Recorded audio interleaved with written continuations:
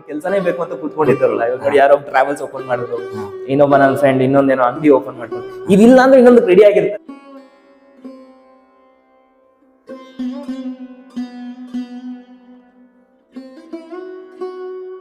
ಸಿಕ್ಕಾಪಟ್ಟೆ ಬಂಕ್ ಹಾಕೋದು ಎಲ್ಲ ಮಾಡ್ತಾ ಇದೆ. ಬಂಕ್ ಹಾಕಿ ಫಿಲಮ್ ಹೋಗೋಣ ಅದೇ ನಮ್ಮ ಫೈನಾನ್ಷಿಯಲ್ ಎಲ್ಲ ಅಷ್ಟು ದುಡ್ಡು ಕಾಸು ಚೆನ್ನಾಗಿರ್ತಾ ಇಲ್ಲ. ಎಲ್ಲ ಹುಡುಗರು ಫಿಲಮ್ಗೆ ಹೋದ್ರೆ ನಾವು ಇನ್ನೆಲ್ಲ ಹೋಗೋದು.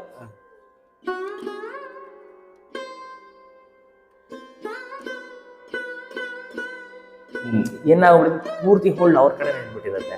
ಸೊ ಅವ್ರಿಗೆ ಬೇಕು ಅಂದಾಗಿರ್ಬೇಕು, ಬೇಡ ಅಂದಾಗ ನಾವು ಖಾಲಿ ಮಾಡ್ಬೇಕು.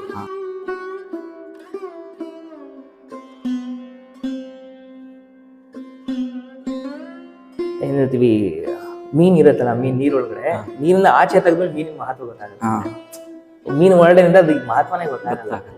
ಇನ್ ದ ಸೇಮ್ ವೇ ನಮ್ದು ನಮ್ಮ ಸ್ವಲ್ಪ ಕಷ್ಟಗಳು ಬಂದಾಗ ಅವಾಗಲೇ ಜೀವನದ ನಿಜವಾದ ಆಸ್ವಾದ ಸಿಗೋದು. ಸೊ ಅದನ್ನೆಲ್ಲ ಅನುಭವಿಸಕ್ಕಾಗುವಂಥದ್ದು. ನಾವು ಇನಿಷಿಯಲ್ ಅದನ್ನ ಸ್ವಲ್ಪ ಸ್ಟ್ರಗಲ್ ಇದ್ದಿದ್ದಕ್ಕೆ ಇವಾಗ ಒಂದ್ ಸ್ವಲ್ಪ ಚೆನ್ನಾಗಿ ಅನ್ಸುತ್ತೆ. ಇಲ್ಲ ಸ್ಟ್ರಗಲೇ ನೋಡಿಲ್ಲ ಅಂತಂದ್ರೆ ನಮ್ಗೆ ಅದು ಮಹತ್ವನೇ ಗೊತ್ತಾಗ್ತಾ ಇರಲಿಲ್ಲ.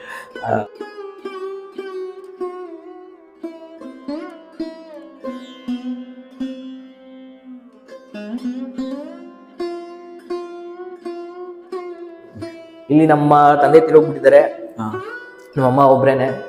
ಸೊ ನಮ್ಮಣ್ಣ ಅವರು ಕೆಲಸ ಬಿಟ್ಟು ಅದೇ ನನ್ನ ವಿದ್ಯಾಭ್ಯಾಸಕ್ಕೋಸ್ಕರ ದಾರಿ ಇರೋದು. ಸೊ ಅವರು ಇಂಜಿನಿಯರಿಂಗ್ ಬಿಟ್ಟು ಆಮೇಲೆ ಕೆಲ್ಸಕ್ಕೆ ಹೋಗಿ ಈ ತರ ಕುಟುಂಬ ಪರಿಸ್ಥಿತಿ ಇಟ್ಕೊಂಡು 1 ಲಕ್ಷ ತರಬೇಕು ಅಂದ್ರೆ ಅದು ಅಷ್ಟು ಸುಲಭದ ಮಾತಲ್ಲ.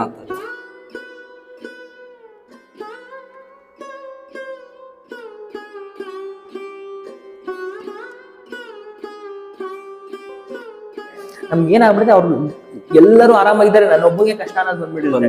ಎಲ್ಲರೂ ಸ್ಟ್ರಗಲ್ ಮಾಡಿದ್ರೆ ಇವತ್ತು ದೊಡ್ಡವರಾಗಿರೋದು.